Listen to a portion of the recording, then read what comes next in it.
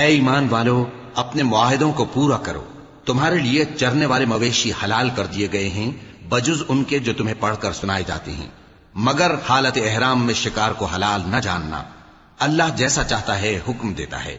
مومنوں، اللہ کے نام کی چیزوں کی بے حرمتی نہ کرنا، اور نہ ادب کے مہینے کی، اور نہ قربانی کے جانوروں کی، اور نہ ان جانوروں کی جو اللہ کی نذر کر دیے گئے ہوں کہ جن کے گلوں میں پٹے پڑے ہوں، اور نہ ان لوگوں کی جو حرمت والے گھر یعنی بیت اللہ کو جا رہے ہوں اپنے پروردگار کے فضل اور اس کی خوشنودی کے طلبگار بنے ہوئے۔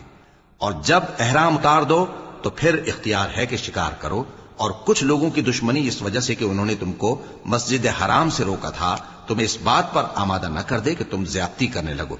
اور دیکھو، نیکی اور پرہیزگاری کے کاموں میں ایک دوسرے کی مدد کیا کرو، اور گناہ اور ظلم کی باتوں میں کسی کے ساتھ تعاون نہ کرو، اور اللہ سے ڈرتے رہو۔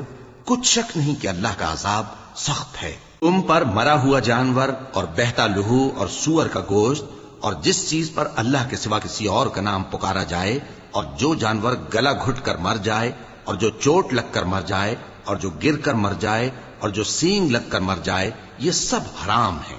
اور وہ جانور بھی جس کو درندے پھاڑ کھائیں، مگر جس کو تم مرنے سے پہلے ذبح کر لو، اور وہ جانور بھی جو غیر اللہ کے آستانے پر ذبح کیا جائے، اور یہ بھی کہ پانسوں سے قسمت معلوم کرو۔ یہ سب گناہ کے کام ہیں۔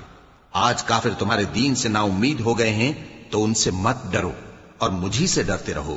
آج میں نے تمہارے لیے تمہارا دین کامل کر دیا ہے اور اپنی نعمتیں تم پر پوری کر دی، اور تمہارے لیے اسلام کو بطور دین پسند کر لیا۔ ہاں، جو شخص بھوک میں ناچار ہو جائے بشرطے کہ گناہ کی طرف مائل نہ ہو تو اللہ بخشنے والا ہے، بڑا مہربان ہے۔